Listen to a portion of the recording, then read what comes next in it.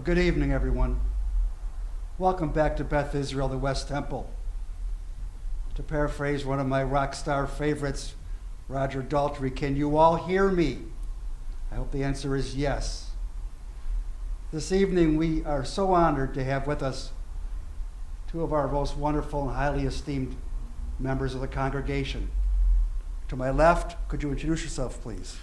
Yes, this is Arnon Chait, and this is the real Arnon Chait, not the picture that you saw in the bulletin. I don't know where you found that picture from, perhaps 20 years ago, but this is the real one. And Shosh? Hi, I'm Shosh Ault, and I've been a Parma resident since 1968 and have been a member of Beth Israel since then. And Beth Israel is one of my families. So tonight we're going to talk about a variety of things that intersperse themselves with these two extraordinary people. Their lives, their business lives, their religious lives, their Jewish lives. If you have questions, please enter it on the chat line, and Deb will let me know before we finish. Let's start with you, Arnon. Born in Israel. Israel. What part of Israel were you born in? Actually, smack in the middle. Actually, it's one would, today, you wouldn't even know that it's not the continuous part of Tel Aviv, but it really is a city that's called Ramat Gan. And if you're from Ramat Gan, you would never say that you're from Tel Aviv. It's east of Tel Aviv, and the meaning of it is Garden Heights. And what was your birth name? It's Arnon. Our last name is Chait, actually, which in Hebrew it's Chet, Yud, Yud, Tet. And the reason why Chait is kind of an interesting and funny story. Go ahead. So my dad, who is still in Israel, and he's going to be 102 this April. When he was in the British Navy during the war, the real stories that when he joined, they stood, so he was in a long line kind of, and they got to him and they said, well, what is your name? The sergeant said. We said, well, it's Samuel Chait, Sam Chait, Shmuel Chait. He said, what the bloody name is that name? You are Chait. So from there on, it's written as C-H-A-I-T, because they simply, the British sergeant couldn't pronounce a Chet, and it was a C-H. So Chait became Chait. And Shosh, what was your birth name? My birth name, everybody knows me as Shosh here, but my real name is Agnes, and my maiden name was Loie. And is Loie the same name from Europe to here? It's very similar. In Europe, it was Loewi, L-O umlaut W-I. But when we came to Ellis Island, it was Americanized to L-O-W-Y. And when did you get to Ellis Island? And how old were you? I was 2.5. Wow. We came on the SS George Washington, or SS Washington, and we sailed from Genoa, Italy. We were very fortunate to get out because the Holocaust had started, and only because my father was born in Yugoslavia were we given permission to leave Hungary. They weren't letting Jews out of Hungary anymore. So the ship sailed from Genoa and stopped at Ellis Island, and then I lived in New York after that until I got married. Do you know how long of a boat ride that was? The trip? The trip. About a week. And I was 2.5, and I know it's hard to believe, but I do remember being seasick. So. And you tell us how you came from New York to Cleveland. Well, my parents divorced when I was 11, and each of them remarried, and my dad moved to Cleveland, he was living here with my stepmother, and my mother remarried, and she and my stepfather stayed in New York. So I lived with my mother and stepfather, but every summer I would come and visit my father and stepmother. And on one of the visits, someone said, you have to go out with Eddie Ault. And I said, okay. He felt the same way. It was a blind date. And I said, all right. And he said, all right. It turned out that it was more than all right. We went out on a Saturday night, and Wednesday of the same week, we were engaged. Wow. Yeah. And how did And he your said, you're going to stay in Cleveland. Yeah. and how did your mother feel about that? Well, I called my mother the next morning, and I said, Mom, I'm engaged. And it was 7:30 in the morning. She said, honey, let me put the phone on the other ear. What did you say? But I was just sure. And then we were married 3 months later. Oh, It my lasted a God. couple of years, right? Oh, 48. And were you married here in Until Cleveland? he passed. Married here in Cleveland? And we married here in Cleveland. I Yeah. had to get to know him. I mean, I only knew him 4 days when we were engaged, and Wow. it was wonderful. He was my soulmate. Yeah. And Arnon, tell us how old were you when you came over? So I came after the mandatory Israeli service. You know, everybody goes to the army. And it's kind of a complex story that is not really so important, but a little bit older. Typically, everybody goes to 18. I went a little bit later for a combination of reasons. But when I came to Ohio State because, strictly speaking, it was the school that allowed me to transfer most of the credit from this. It was kind of advanced high school that we went to. So I graduated actually from Ohio State in 5 quarters by testing out and Wow. doing all kinds of shenanigans. But so I got my undergrad really fast, and that's the exact money that I had actually saved. And which branch of the military were you in Israel? I was actually in a demolition unit, so I was demolition expert. So almost like this movie, The Hurt Locker, if you remember, minus the gear. And what year? Because it was that? doesn't work, And what actually. years were you in the military? I Calendar was, years. I came, I think it was February 72, so I was in the 73 war. You were in the 73 war. Yeah. And The Golan Heights, yeah. Golan Heights, which was one of the The two city. areas where we weren't winning at the beginning. Yeah. Richard Nixon got on the phone and we won, but that was a difficult start to a war, wasn't it? They were, well, I mean, without getting, the Israeli side had about 100 tanks and they had about 1,100 at the beginning of the war. Right. Yeah. And how is your memory of all those times? I know it's a long time ago, but is that still a distinct memory in your mind, and will it always be, the military service? Yeah, I mean, I think, and I have nothing, I mean, I think that this is something that it's too bad. I mean, the concept of an army, maybe, or the purpose of an army, I wish we didn't need an army. You know, I'm not a pacifist, but on the other hand, it's kind of, you don't want everybody to learn how to shoot and kill. But the purpose of almost let's say the social aspect of it is something that is amazing. You take 18 years old kids that came from everywhere and you smack them into one place, and they have to get along. And you learn how to get along with people that you never thought that you'll need to meet. And you cannot explain that. And you give them tasks and you give them responsibilities at unbelievable early age. And I think it's perhaps even the key reason why Israel is the way Israel is today, including all the startups and everything else. It cannot happen everywhere else. When you do a volunteer army like we do it here, there is a different purpose. Then you make money. You this that. We didn't make any money. You get pennies. It's kind of Yes. You just defend the country, because if we lose one war, you don't go back home and you think, okay, well, we'll win the next one. There is no home, so it's kind of a different purpose, and as everybody knows. So tell me tell everybody how the decision was made to actually leave your birthplace. It was strictly, every Israeli does that, incidentally. Every kid, when they get out of the army, it's known. The first thing you do is you just get out, because the country is so small.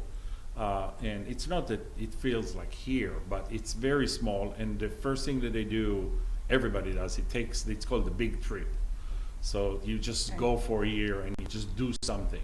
Typically they go to South America or Cambodia or, you know, I don't know, in the middle of the jungle somewhere or whatever. They don't go to America, but I went to school right away. And just because, again, it was the fastest way for me to get an undergrad, to be fully honest, because I knew that I'll go beyond undergrad, so it doesn't matter where you get your undergrad. And so, you know. And was it your thought that this was going to be a one-way trip as far as you're concerned? No. Although I do remember that my mom used to work in a very large hospital, and her best friend there, who's an oncologist there, I remember, she told her he's not coming back. Yeah. She told her, yes. Parents hear that a lot, don't they? Yeah. The kids leave and off they Yeah. go and they don't come back. Yeah. And Shosh, I know some things about how your business started. Maybe people don't know the business life that you and Ed had. Could you give us information about what you and Ed had for a business and how it started? Well, when I met Ed, he had a lighting showroom called Ault Electric, and the location, he rented a place by the West Side Market at West 28th and Lorraine. And I remember it was 2 floors, and when I met him, I was a teacher, but I was also helping him after teaching school. And so we started there, and he bought the business from someone for whom he worked. He was going to podiatry school, and whoever owned the business before, it was called Atkins Electric, said, "Look, Eddie, I want to sell the business." And Ed said, "I'll buy it." And he bought it, and he did everything. He didn't have any employees. He did the installing, he did the selling, he did the bookkeeping, he did the buying.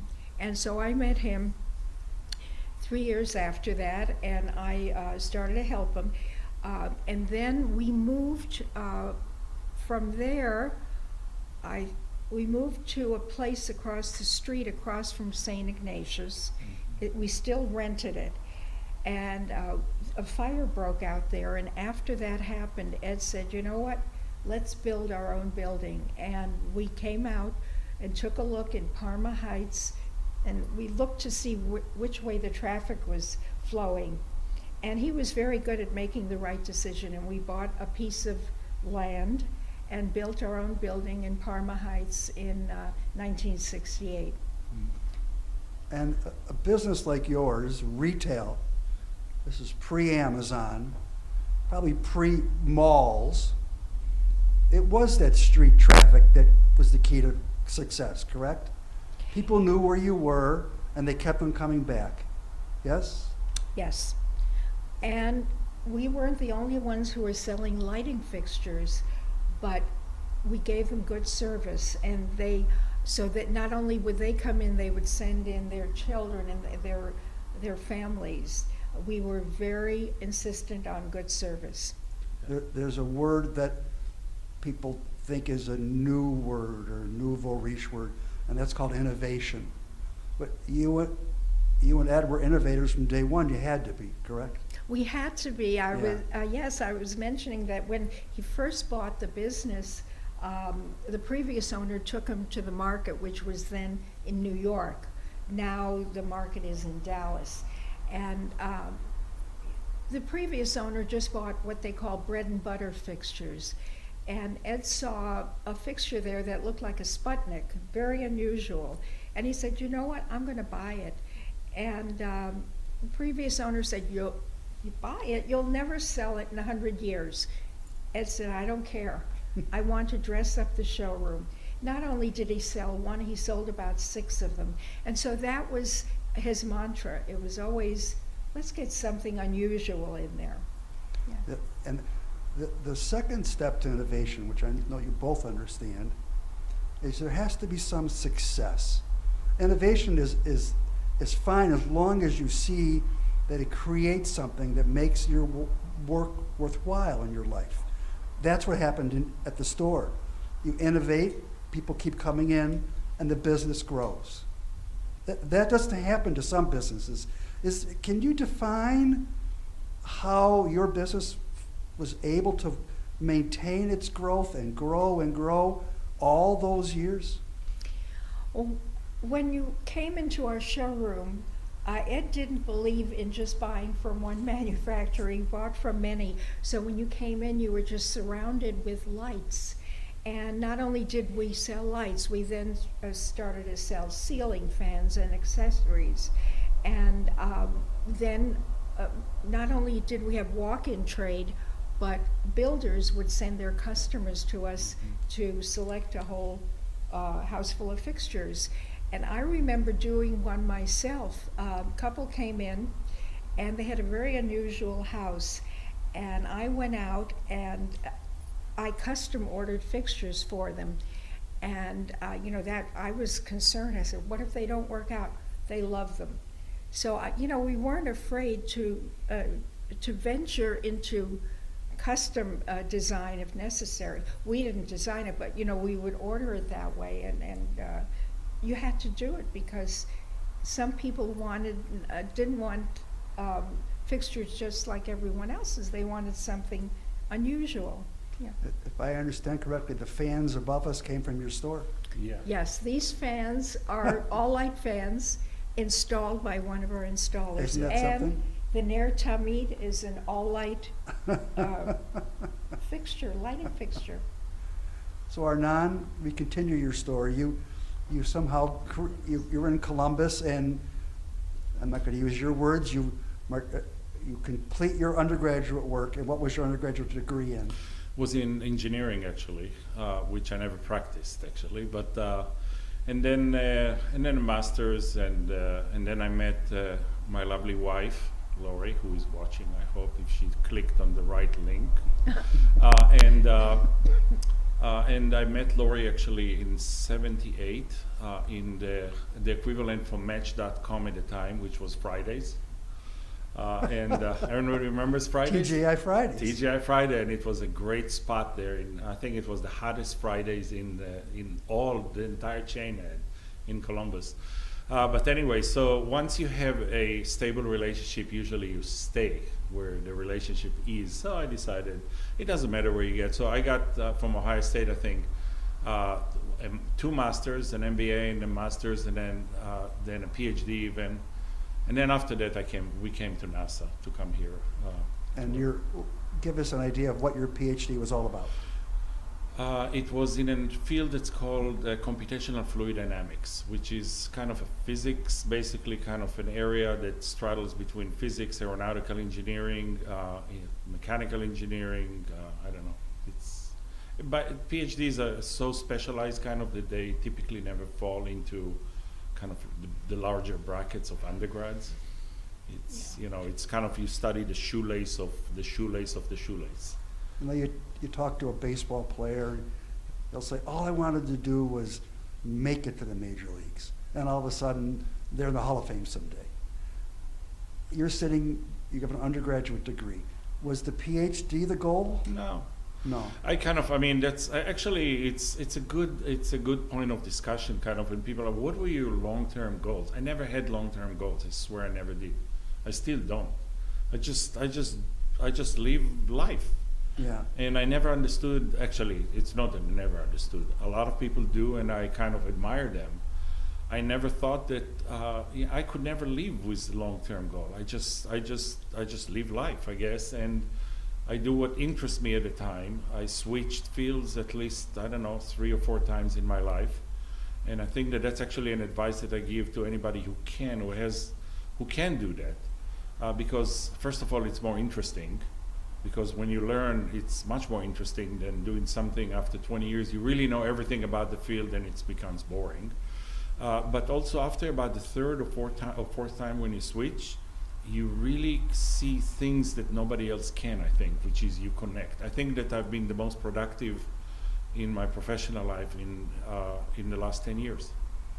Just because I can really, I definitely can say that I can see connectivity that I can see something that when I talk with molecular biologists, I can see things that they don't understand because they don't understand physics, or vice versa, or whatever. Well, to be kind, I think you're understating, Mhm. in my opinion, your brilliance. No, I don't think it's a big, no, I mean, it's an overused description. It's not, really. You have to be more humble about it. Just kind of like keep learning and, Yes. things come naturally then.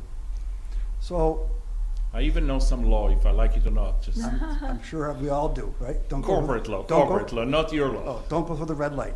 So tell us both how you found this wonderful place, Beth Israel. Because of a wonderful woman, Zichrona Livracha, by the name of Lori Kraniak. And my wife is probably smiling through that just when I said that name. So Lori Kraniak was a membership chair when in the late 80s. And Lori, anybody knows her voice. Lori would go say, hello. Right, that's right. How are you? And she calls, she just, she knew how to pick them Jews on the west side. She would just call you up, and she found my wife, and she wouldn't, you couldn't say no to Lori. And Lori just made us members because Lori makes anybody who she spoke with a member. So. Yeah. And what year was that when you joined? I think I can't remember, Sarah, late 80s or 90 or 1990, late 80s. I think we came here in 86 or maybe 88. And something like Shosh? Interestingly enough, the way we connected with Beth Israel is one of the builders who was doing business with us, we said that we are moving to the west side because when Ed and I first married, we lived on the east side. And when he found out that we're moving to the west side, he said, I'm building a house for a Jewish couple. Maybe you want to get in touch with them. I don't think he even knew that they belonged to Beth Israel.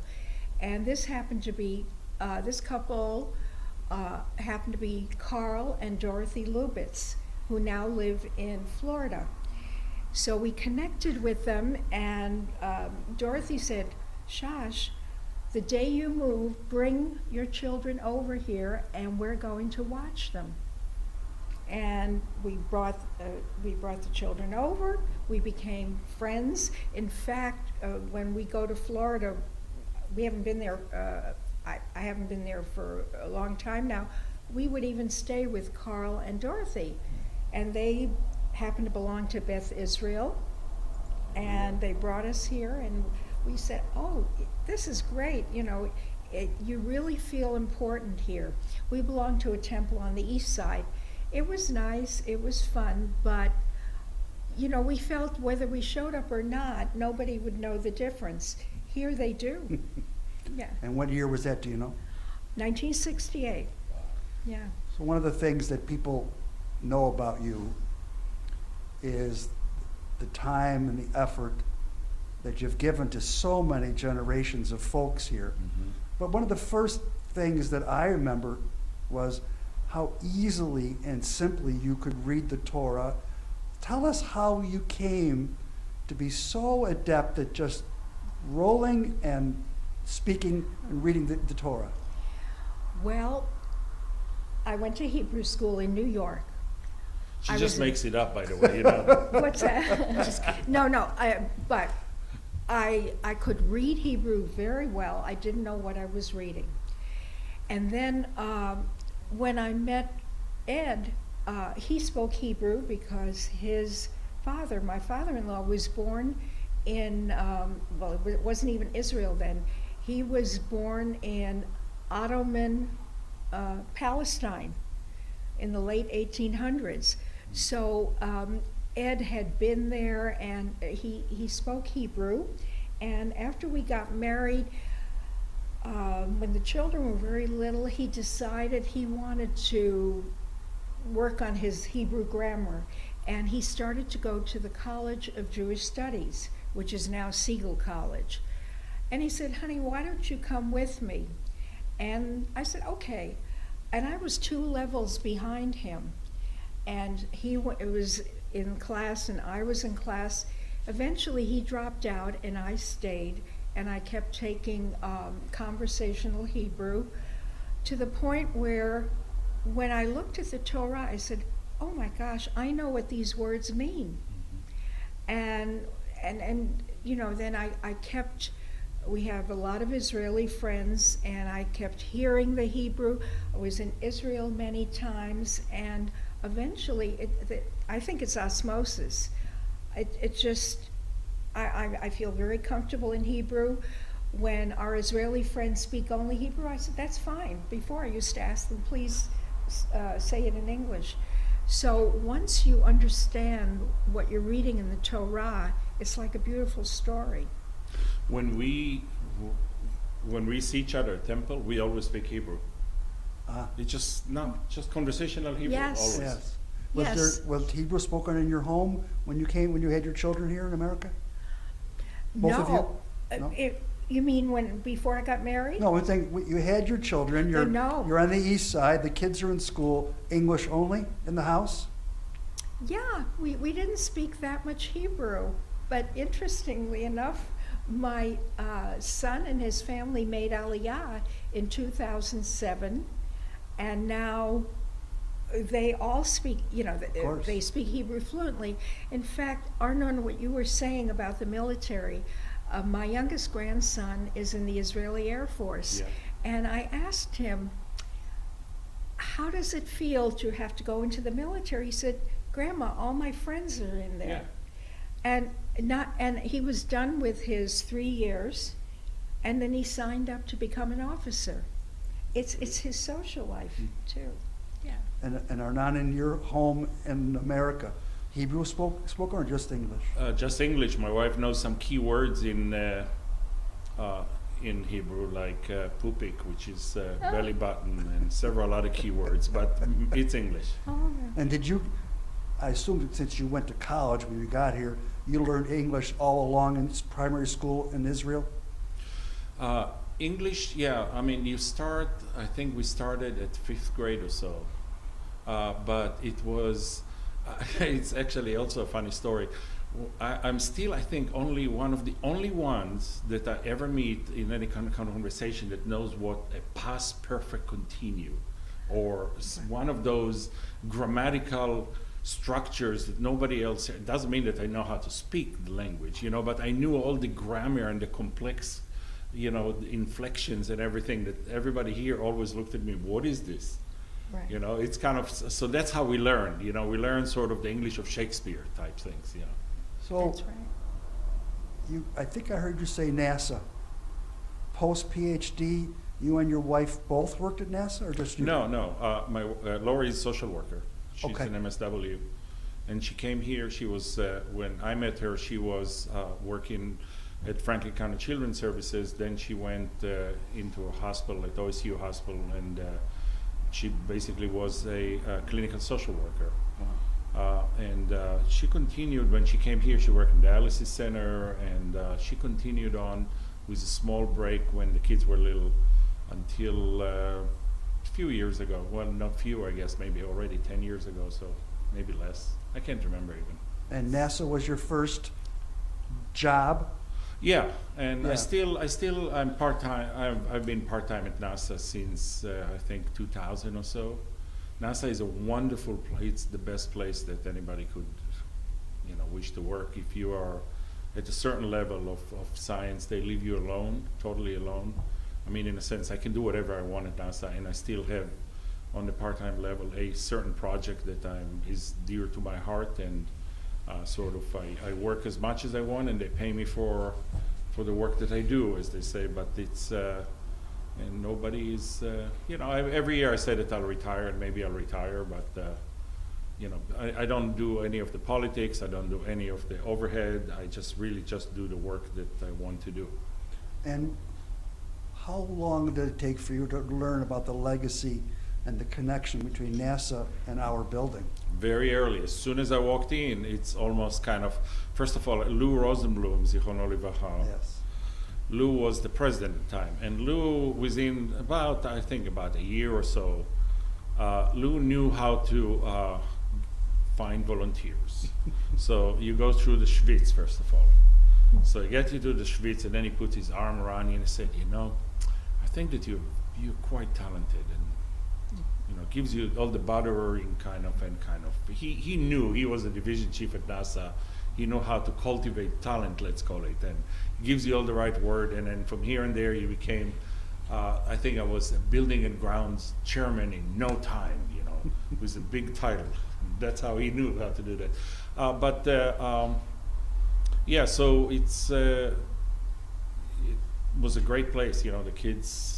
That was that particular period of time. It was a big hubbub. There was big classes. The kids were always enjoying coming here. I think it was a great time. And with a person like Dr. Rosenblum at the top, was it easy to understand what the specialness of this place was for both of you? I mean, this was a very special place when your children were here. I mean, the classes were 25 kids in a class. Is that right? We had we had very large, but you. I remember. I think Dan's class was huge. Yeah, you were teaching. When I was teaching Dan. Well, I taught both of your children. There were at least 12, if not more, in the class. Minimum, yeah. Probably much larger even. Even larger. Yeah. So tell me how. And we knew right there what's happened up there. Well, that's what I was going to next ask both of you. To those of you who have been around the place, you know what the legacy that Lou left us. Mm-hmm. Do you both and remember? The rest? There's so many other of the founders that yes. This is not one man job. This was an his work place. with Soviet Jewry. Mm-hmm. Did you both know what was going on up there? What they were doing? What they were trying to do? As soon as you join in, you knew. I mean, this is outside these doors, right back there. There is a plaque, and in no time you know what the legacy of this place is. And coming from Israel also, because Israel was so intertwined with the refuseniks and understood everything about it. Obviously Natan Sharansky came much later, but nevertheless, it's when you came here, you realize that a lot of this, the reason why the gates were open, started up right here. There's always a match for every fire, and it started right here. It's really amazing. It's a great honor. It leads into the next bunch of questions that I drew up, and that is this connection to Israel. In America, we are Jews who happen to live in America. And then we have, across the water, this country surrounded by people who don't like us. And we have a state created at the end of World War II, thanks to Mr. Truman and the British Mandate, etc. How do you two make the connection to Israel while you're both American citizens here? Well, I think it originally dates back to my beloved grandma Rosalie, my mother's mother, who lived with us till I was 18. And every Shabbat, she would put money in the pushka, the little box from Jewish National Fund, so she could go to Israel.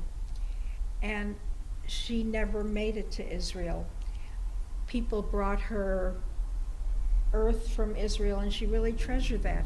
So the first time I went to Israel with Ed on a visit was, I think, in 1974. And when we landed, we went on El Al, which was very special. And when we landed, I was crying. And Ed asked me, "Aren't you happy?" I said, "Happy? I'm thrilled. My grandmother was always talking about this place, and now I'm here." So after that, I went back several times, and then my son and his family moved there. There's something very special about Israel. And even when Bruce and his family moved there, people said, "Well, they're so far away." I said, "Yes, but that's Israel. That's the Holy Land." So, to me, that's not far away, because in my heart, it's very special. And Arnon? I mean, I don't think that it's a fair question almost, kind of, Yeah. because it's, At your home? I mean, it's always going to be, I have two homes. Yeah. It's actually a very philosophical and difficult question to ask, where is my allegiance or whatever. I hope that I don't have to answer that ever, because I'm a US citizen, and this is the country that I love, et cetera, all that goes in there. So, but we have dual citizenship, which is a concept that I never understood, actually. But the US allows it for several countries, many countries, I think. But put that aside, Israel is a country that, Israel is my home. I work, I have 2 board members out of my board for Cleveland Diagnostics, which is one of the companies that I lead, the company that I'm a CEO of, that are from Israel. I had a call today with some innovation board from an Israeli hospital on a COVID project that we're thinking about doing with them. I mean, we work with Israel every day. I work with Israel every day, and talk with Hebrew, a mix of Hebrew and English every day with them, this is like, it's the same thing for me. It's intertwined so much that I cannot even say how would I live just in America. It's one country for me. So maybe then it's easier for my generation and for people who are younger than me. We've never known pre-1948. We didn't live 39 to 45. But I can understand if you were born in the late 1800s, and in 1948, there's an opportunity to go and to be in the Holy Land. That was a huge draw if you could get on the boat and you could land in Haifa and get in, and it's always been that way. But I get a sense that after 72 years, some of that may be wearing off. Is that fair to both of you? That maybe some of Israel's specialness No, isn't it never seen that way anymore? It never wears off for me. Israel is becoming perhaps a little more westernized, but it's still Israel, and it never wears off for me. And of course, my favorite city is Jerusalem. Yes. It's like anything else, when everybody it's the grass is always greener. When I talk to every day with Israel, they all complain about the politics, about the this, about the that, Yes. about the that. But when I step outside, it's still the same. It's a magical country.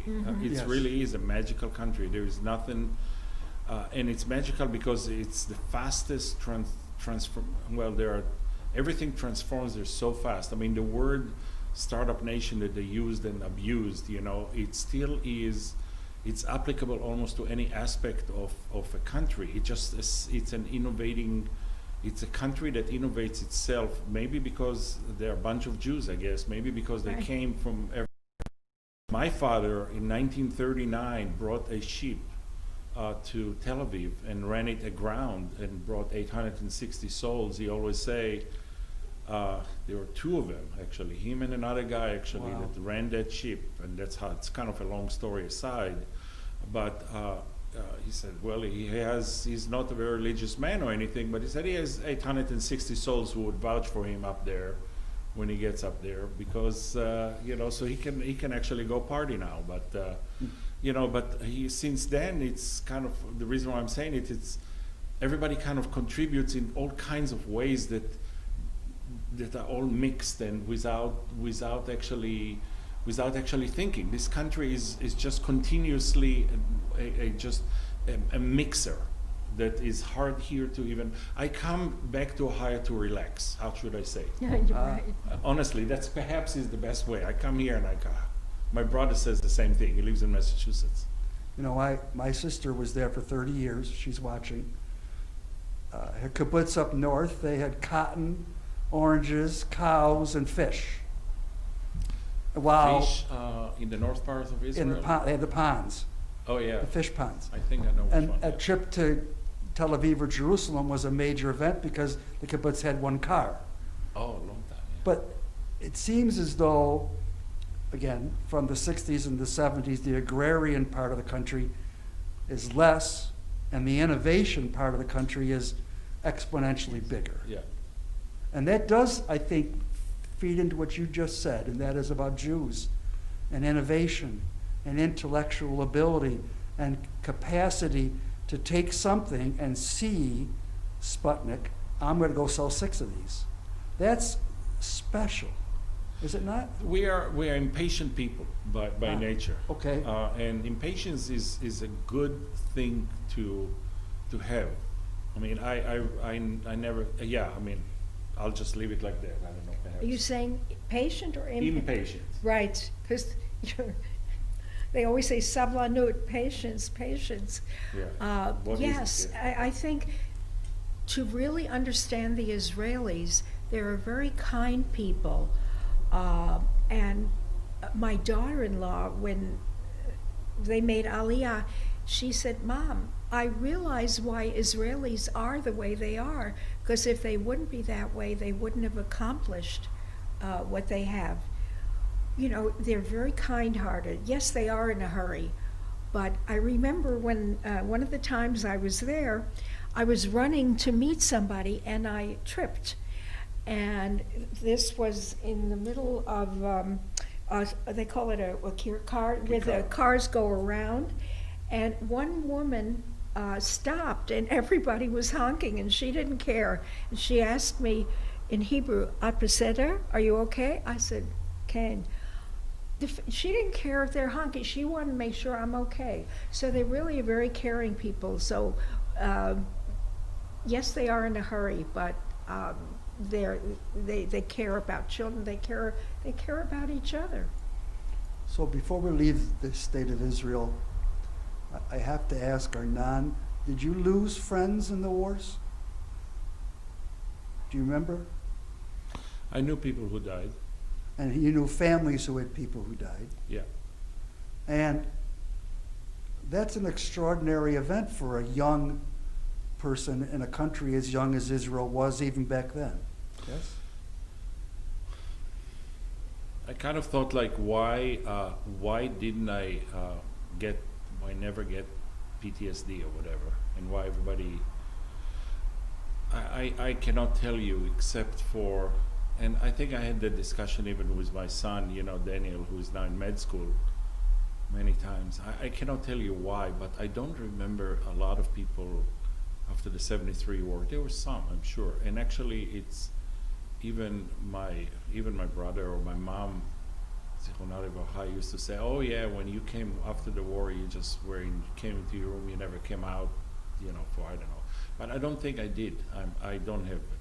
But I think that part of it was that it was sort of a war with a purpose. You know, it's kind of like we are tied up to, you know, to the fact that it was a war of survival, kind of. You were not, it wasn't a, you know, because there was a political reason why you did something or whatever. And I cannot tell you almost. This is, one day I want to understand that mystery almost, like why, you know, why is that there's such high prevalence of PTSD, you know, even though we lost a lot of people proportionally in Israel in 73 especially. Today there are factions, small, who talk about Israel only in the scope of post-67 borders, Palestinian camps. President Carter called it apartheid. He wrote a book about it. Both of you speak to the idea of not just how we defend that we've kept that border since 1967, but why Israel continues to think they have a need to keep that border for now 43 years. You're asking. I don't know. I mean, from my perspective, is Israel has to exist. I mean, because it has a right to exist. Because there is just no other option for it but to exist. So it's kind of, once you set that aside, then common sense said, well, you got to draw some borders around it. I don't know what's going to happen 50 years from now, but I'm saying you have to draw some borders for it, and you have to make many other decisions. The Palestinian problem, in my view, and without getting too deep in politics, I have a lot of friends. I mean, Sure. I have a lot of friends, Palestinians, let's call it this way, that I've had in the past and currently. But and they also have many rights. So again, I think that the whole thing was over politicized. Anybody who really wants to understand the origin of the problem, there is, they call it the Palestinian problem. There is a great book that's called From Time Immemorial or something like that, that by Joan Peters, that we have in the library, that actually is the most complete historical background for the whole thing, and you'll understand it once and for all, and you'll never listen to anybody else. But aside from that, they have rights also. Everybody has rights for a tiny little piece of land, which means that the Israelis of today have to also understand that there are other people there. And the worst thing that you can do for any problem for my book is involve religion and involve God, because then my God versus your God, you'll never get anywhere. So it has to be beyond God. It has to be practical solution that says you have so many millions of X, so many millions of Y, so many square feet to divide, and you have to figure it out. But clearly, Israel has to have, and it's 67, certainly at least 67. And Shosh, do you have an opinion on the whole idea of settlement camps and the 43 years with the border? Well, I agree with Arnon that, both sides need, have their rights. And I think that they want to, I know a lot of Israelis want to make peace, but it's just a matter of trust. And as you said, Arnon, Israel has to exist. There's no choice. Ein brera, right? Yep. So they do want peace, but if they have to trust each other first, and they can't have missiles flying over after they've come to some kind of an agreement. So if real trust could be established, I think it's important, because both sides do have their rights. Yeah. It seems like Yitzhak Rabin was the last person that could speak to Israel from the side of peace will bring peace. And ever since we lost him, it's been, we're going to fight these wars until there is no war, no more need for a war. Is that fair? Not exactly. Even Ehud Barak in Camp David, was essentially given the entire West Bank and everything, back to, but Arafat just couldn't make peace. That was the last try. That was after Rabin. But in general, your statement is right. The Palestinian problem, more or less, is a kept problem, because it was a political problem. It was so easy. There were 600,000 Palestinians at the end of the 48 war.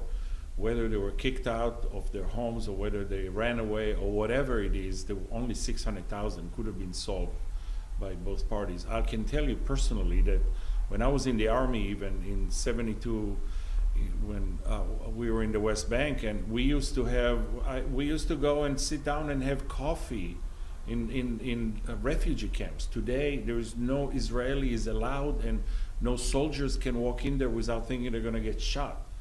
I mean, they thought of us still. In 67, when the Israeli army took it from Jordan, they actually threw rice on us. And it means that's a symbol of like, you're the liberators, because they hated King Hussein so much, who used to oppress them. That was a golden opportunity for Israel at the time to simply say, okay, you can have that land and be done. That was the opportunity. But like any other conquerors, Israelis also are no different than other people. It's sort of, this is our land now. This is the land maybe, that belongs to us. Yes. There's certainly something to be said, and I don't want to get too long on the political scale. If there were other Arabic democracies for which the countries could compare themselves, they would be drawn to democracy. Correct. But there are no, from from Morocco to Egypt, all the way across, there are no, other than the Jewish land of Israel, There's no democracy for them to get a feel. There's no democracy for them to understand. And that, to me, seems to be a very high bridge.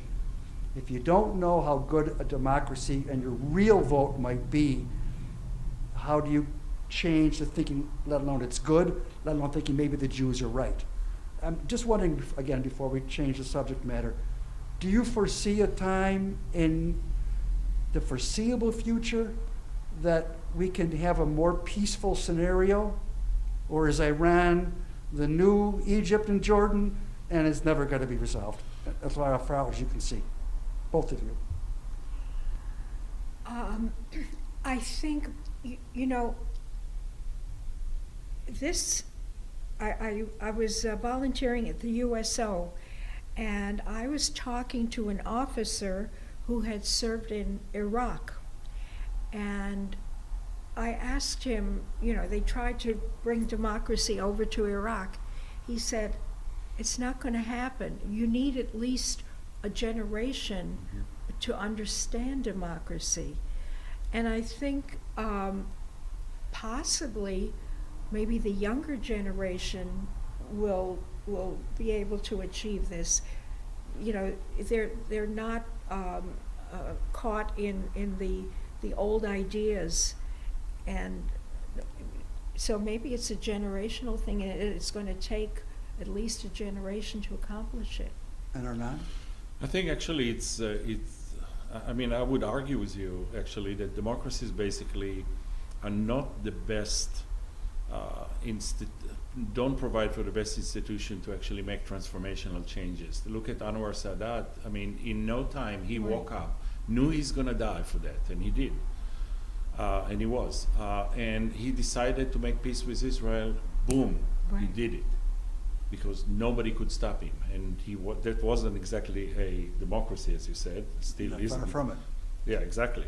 But he could make it. But on the other hand, if on the other side you have Yasser Arafat, he was a terrorist, and he will always be a terrorist, kind of, and that was his lifestyle in a sense. He was a dictator also, but he was the wrong kind, the one that can't make peace. He could have made peace and forever and ever be remembered for that, but he couldn't. But going back to whether, Iran's going to bring, in my book, Iran's going to make, he's going to bring us peace, actually. And it's too bad because actually Iran, you know, if you think about, there are a lot of Jews from Iran they're not Arabs actually. And I have a good friend at NASA we always talk about it, he's from Iran. And there is much more of a match, if you think, between Jews and Iranian, more than Jews and Arabs, if you think. But because who controls Iran now and what they want to do to us would drive the entire. You see what's happened with everybody. The next story would be Saudi Arabia. And the story is now that the Palestinians is you don't matter anymore. Yes. If you don't matter anymore, you have to do something. And that's actually going to drive eventually to the creation. I hope, though, that from our side is, that Benjamin Netanyahu at least would also have at least the statehood, which he does, if he wants to actually close the loop and actually make a peace. So let's change the subject. Okay, enough politics. To 5,700 or something years ago, we have our Torahs back there. Mhm. You both could probably open up to any part and just read through it. That's what I like to do when I call. Yes. Tell us whether there are favorite stories that both of you have from the Torah. Actually, my favorite book is not necessarily from the Torah. It's actually the book of Job. That's mine too. You really? Nobody had worse luck and greater luck than him. Once you read it, you kind of say, It's the it's best. true. You kind of say, I'm pretty good actually. It Yeah. doesn't matter what's happened. I'm pretty good. Yes. But it's also a big philosophy book, kind of, and we actually studied it in a philosophy class. I remember in high school, and that's when I fell in love with this. But what I like about the Torah is more the David Bamberger, who used to be a member here and a great. I hope you're member. watching, David. David, hello. Used to teach this great when he used to do a Dvar Torah, we used to have this deal. He would actually lead service and do the Sunday morning Dvar Torah, and I would just read the Torah, because for me, as you said, I just go up there and I just read it, because as long as I didn't have to chant, which is unfair. Sarah Bedrosian, is the master. Anyway, the quick story is that, we always had these students, including from Catholic schools and whatever. They have to do comparative religion, and they come here and they sit down and they almost fall off the chair, because immediately within 5 minutes when David leads it, and we kind of discuss, is there God? And for things like that. Because we like to discuss everything. So, it comes down to going to the whole thing is that my favorite thing was the discussion of the Torah is not really written as by one person, but really it's a combination of input from perhaps 5 individuals. And it's actually a work of a committee. And once you realize that, and you look at the book and you read it with all these colors, who wrote the Bible, it's fantastic, because you read and you kind of recognize all of those, and it makes complete different sense. Of course, but then you have to give up this idea that it is really a word of God from the Sinai verbatim, but that's a whole other thing.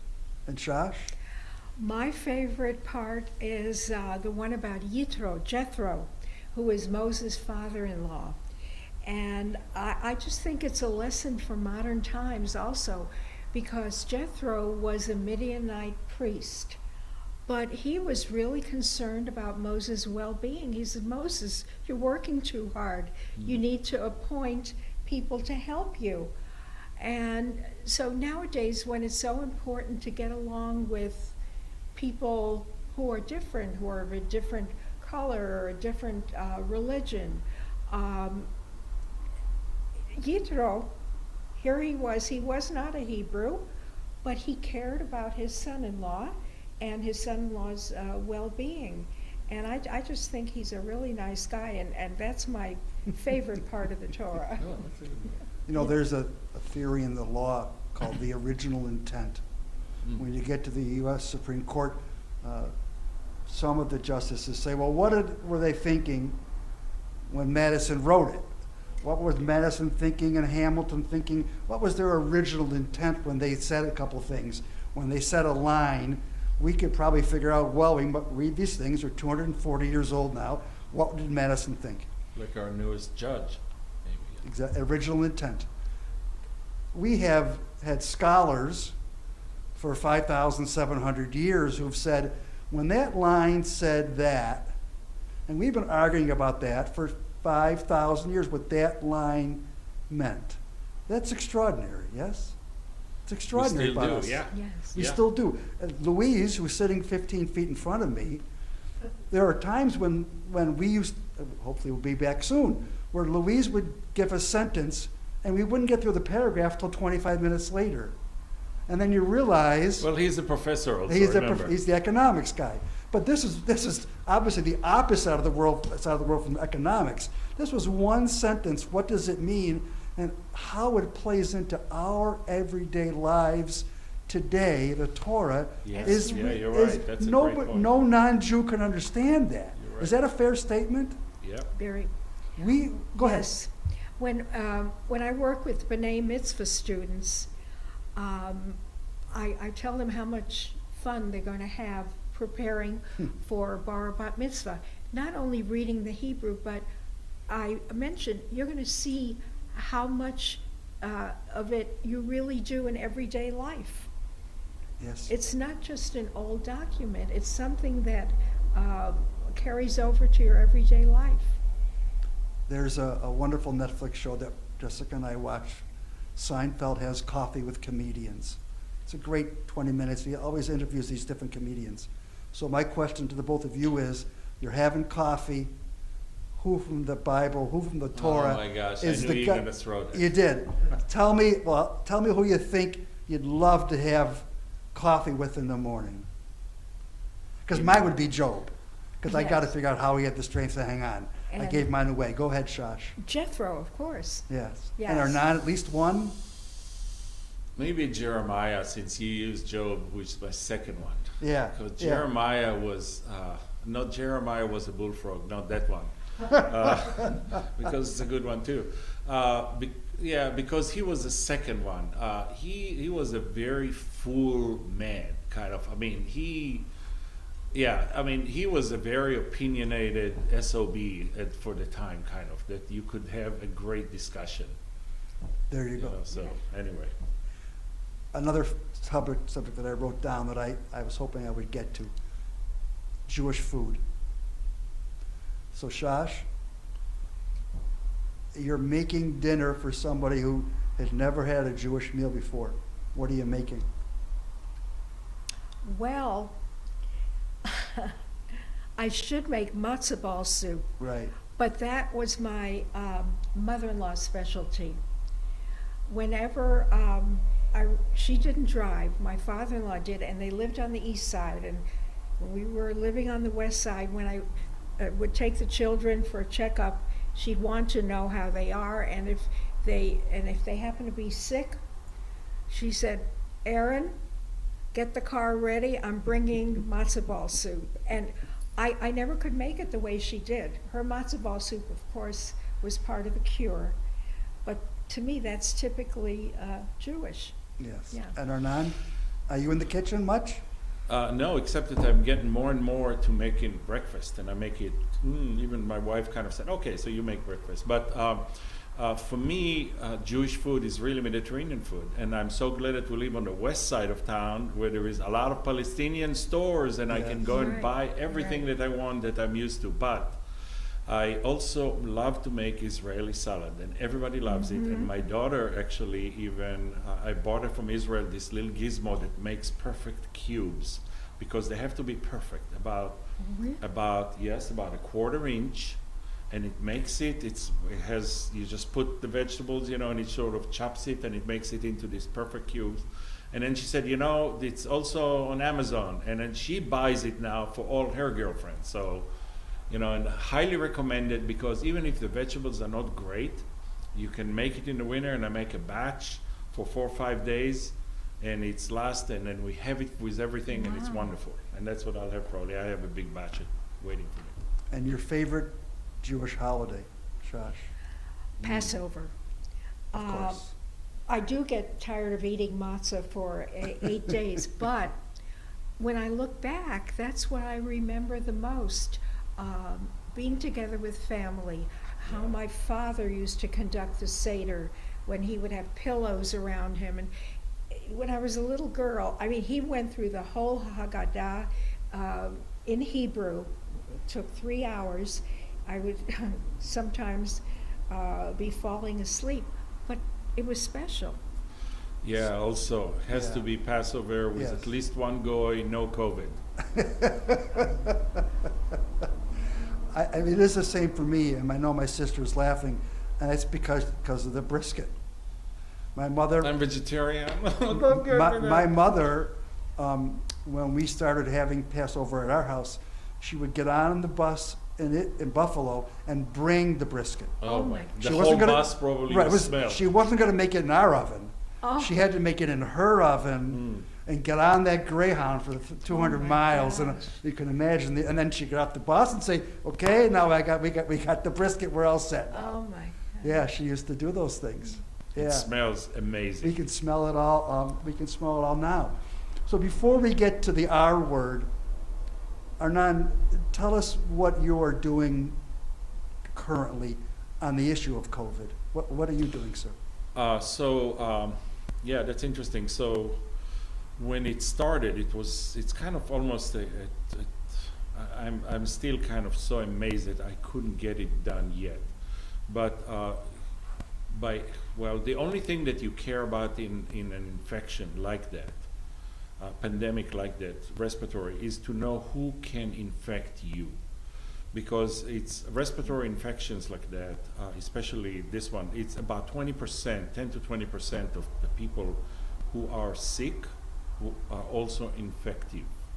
Namely, they're the one that can transmit. And the reason why is because when they talk to you, they actually, if you think about this, all these aerosols and all that, they contain these virions, the live viruses. But the only technologies that we have, these PCR that you heard about and the antigens, they only measure aspects.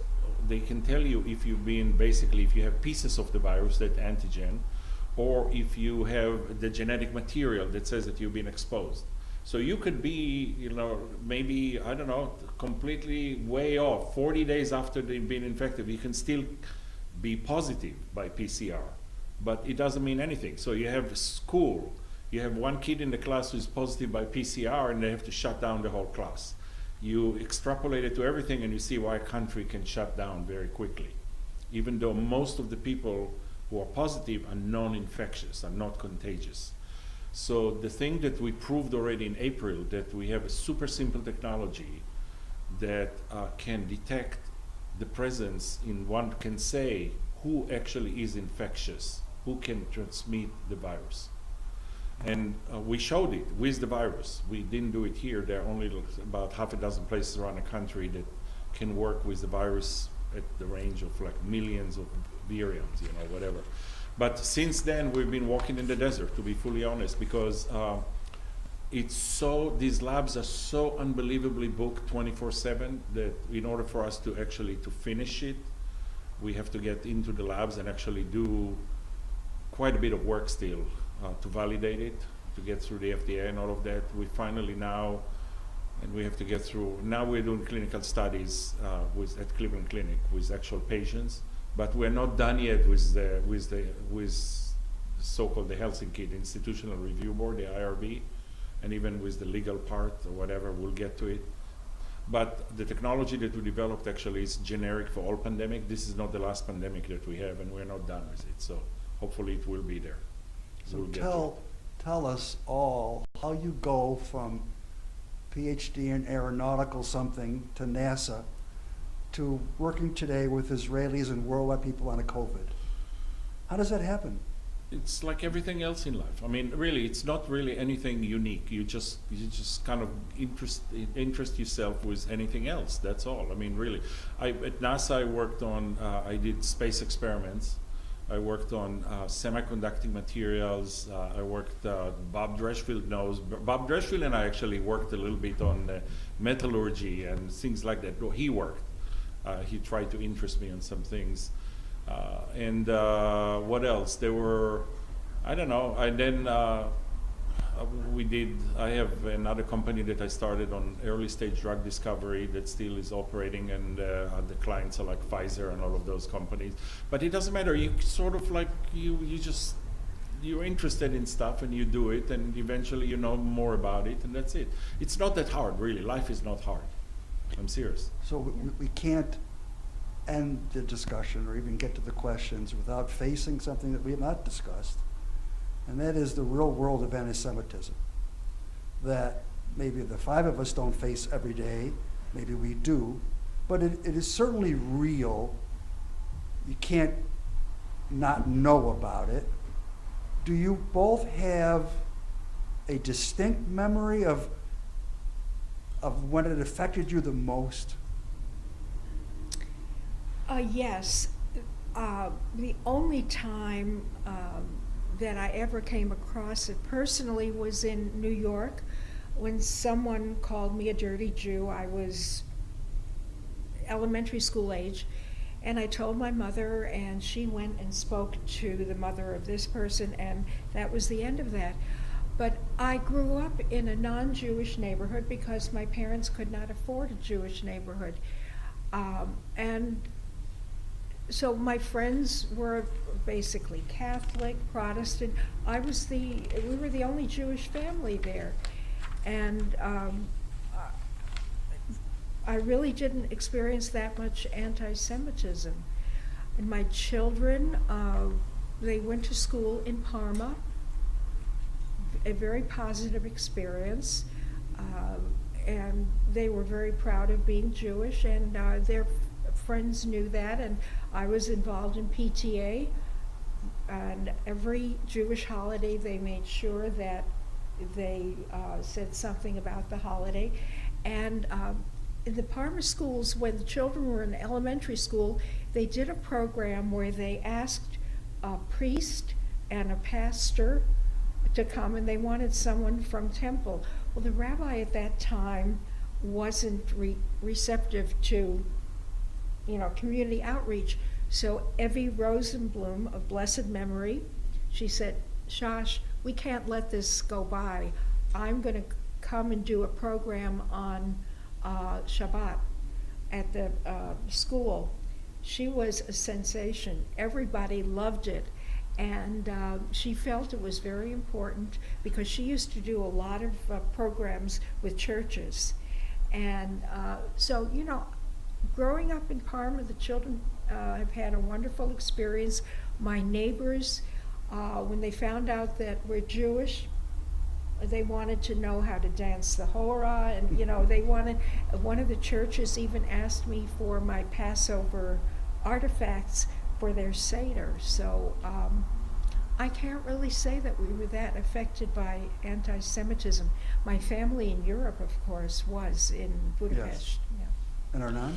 Yeah, I also, I never felt it, to be fully honest. I mean, I wanted to distinguish between stereotyping somebody and true anti-Semitism, because I think that we mix the two. Even in Israel, there is, because people came from everywhere, and there is huge stereotyping of everybody, and everybody actually refers to each other from where your parents came from, and there are Right. jokes about everybody. So if your parents came from Libya versus Morocco or whatever, there are jokes about that we would conceive, how dare you have that? They're Right, so non-politically correct, you'll die. And that is okay, because everybody accepts it. There are jokes about the Polish Jews versus the Romanian Jews versus, and you'd say, oh, the Romanian Jews, oh, they steal all the money. Or the other ones, they're always saying all of those without thinking about it even. These are just stereotypical. Nobody is anti-Semite. When it came to here, you recognize that most of the stereotypical, epitaphs or whatever that you hear, they're just simply because people are just ignorant, that's all. And they're not really Right. anti-Semite. And I personally did not experience Is that any right? anti-Semitism. Wow. Maybe because I'm bigger and they're afraid of me or whatever, or I don't know what. Or seriously, I never experienced it. Did you? As a have child, you? I have. It wasn't fun. We'll talk about it a different day. Really? Yeah. Maybe time has changed. I don't remember Yeah. even the kids. I'll ask actually my kids. Yeah. I know that I had good experience in school, but I cannot tell you. Well, kids are different, because kids can sometimes repeat what the parents are saying behind it. course. So that's, yeah. Yeah. So tell me, what's more important, Arnon, ambition or opportunity? By far opportunity. I'm That's sorry? By far opportunity, yes. Yeah. What came first, opportunity? I never had ambition. I don't think I do. I mean, that's why I'm not a billionaire. Otherwise, this place I would have donated already $1 gazillion here, and would live in a palace here or whatever, which I don't have yet. I think that life, full life is really what I wish on everybody. Doing things that are really productive and having a full life, and if everything else takes care of it in between, that's good. And opportunity is actually what the United States is very good at. That's right. They always say, oh, it's a land of opportunity, without thinking what it means. It's the system here is conducive. It's actually better than Israel even. Israel is very good startup, but once you start something, they all come to me now and simply said, okay, well, how do we move it to the US? Because it's so hard to actually develop things further than that. And it's a small market and all of that. And Shosh, the same question goes to you. There's nobody that I know of, one, that smiles like Shosh when she sings, and two, is loved by every single person that you've ever touched. Thank you. And I know everybody's nodding their head because that's the way you are. That's the way you are with my son and my family, and everybody else speaks that way to you. Thank you. And I'm hoping you understand the love we have for you. So let's go back to the question. And I love I love my Beth Israel family Yes. as well. They're very special to me. I would say opportunity. Okay. I don't know. My forte is teaching and teaching language. How did it come about? It was, I don't know if you call it kismet or besher, but from the time I was 5 years old, I would line up everyone and I'd be teaching them. And I ended up becoming a language teacher. Why a language teacher? Because English was not my first language, Hungarian was. So language was easy for me. I was a French teacher in New York City, and then when I moved to Cleveland, I applied to the Shaker Heights schools, and I taught the FLES program, foreign language in the elementary schools, and it was wonderful. I could not use text, but conversation. I taught the 4th, 5th, and 6th graders, and we had a wonderful time. And then, after having children, I became involved at Beth Israel, and I was teaching Hebrew school. I wasn't teaching Hebrew, but I was teaching Judaics, and Rabbi Rose, of blessed memory, who was the rabbi at that time, he asked me, would you teach Hebrew? And I said to him, you know, I'm not a native Hebrew speaker. He said, I know, but you know how to teach language. So who would have thought that I would end up teaching Hebrew? It just, as you say, it happens. It happens. And then I'm still doing that, and you would say I'm retired, but I'm not really retired. We sold our business in 2007, and now you might consider me a retiree, but once that happened, I started to volunteer. And now my children say, well, you're never at home. Yeah. I volunteer at Playhouse Square, I volunteer at the Cleveland Metro Parks, and after volunteering for 5 years, they asked me to work for them. I volunteer at Fairview Hospital in the flower shop. I teach, I volunteer at the Maltz Museum. I love it. That's what keeps me feeling good. So it just, you know, these things happen. You're drawn into them. Ambition, it's not so much ambition, it's just life draws you along. Well, it's interesting because I mentioned the R word, and that was the R word. I know that that was a small R for you. You just kept on going, kept on keeping yourself busy.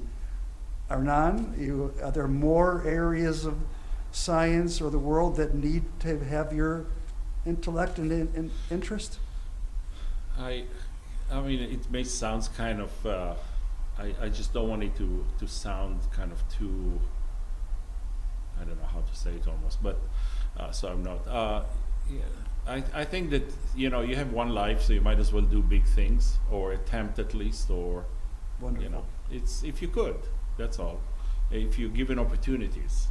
So the 3 big things that I wanted to do in my life is, I'm working on cancer, and we have at least I can see the first fruit of the first one important thing already for that. That's the first one. And the second one is energy. That's the second big thing that humanity needs, and also that's the piece that I'm working at NASA still. And the last one is water, that I'm not doing anything yet on. Well, one little thing with little tiny Israeli company.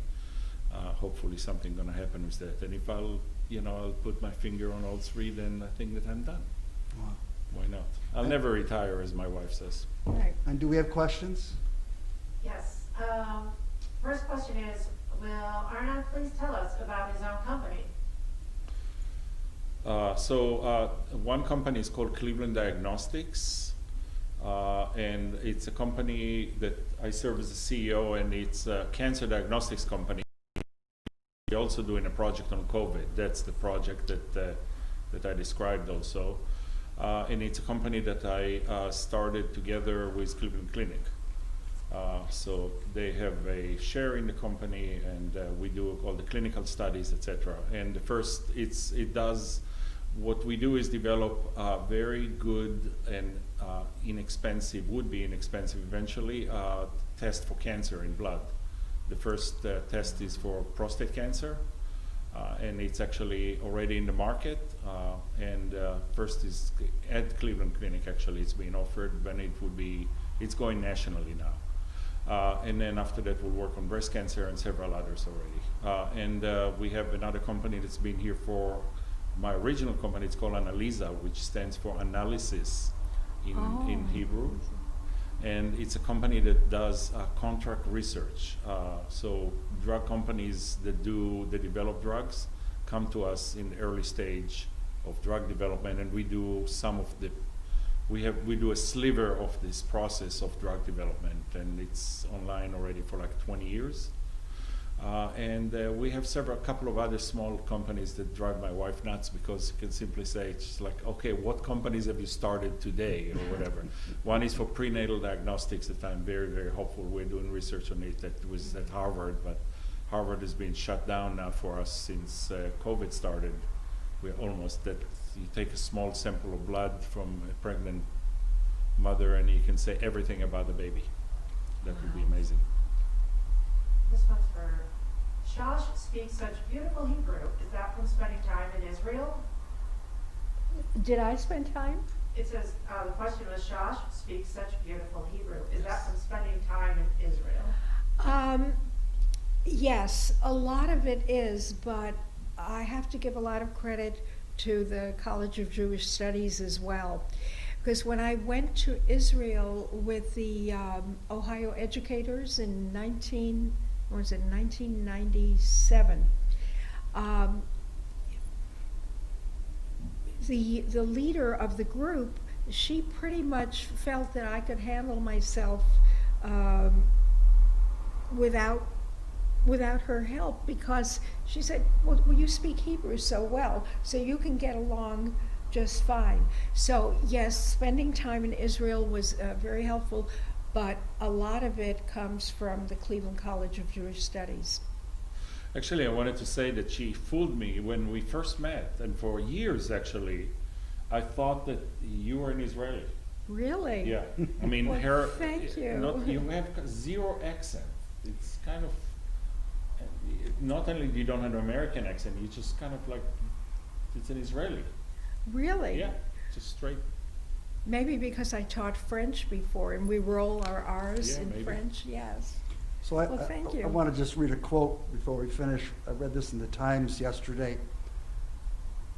What never goes away is the ingenuity and brilliance and perseverance of humans. It speaks to you two quite well. I have done, I've spoken at funerals, I've done some eulogies over the years, more obviously at non-Jewish ones. And I've always used this line, and I know it applies to the two of you. And I used this with my father-in-law, of blessed memory. And I said, when Roger gets to the pearly gates, so when Shosh gets to the pearly gates and Arnon gets to the pearly gates, God's going to come forward and say, you did good. Oh, Well, thank you. And we leave Thank you, you. all of us in our world, how proud we are of the things you two have done and how much good you both have brought to all of us. Thank you very much. And thank you. Thank We're you. not ready to go to the pearly gates yet, but that's okay. no. Thank you But very thank much. you very much for And it. we'll be on next Wednesday with the head of the Cleveland Food Bank, and Lona Gruber, to talk about a very important subject as we begin Hanukkah, and we'll be 2 weeks from Christmas at that time. Thank you all very much. Have a good evening.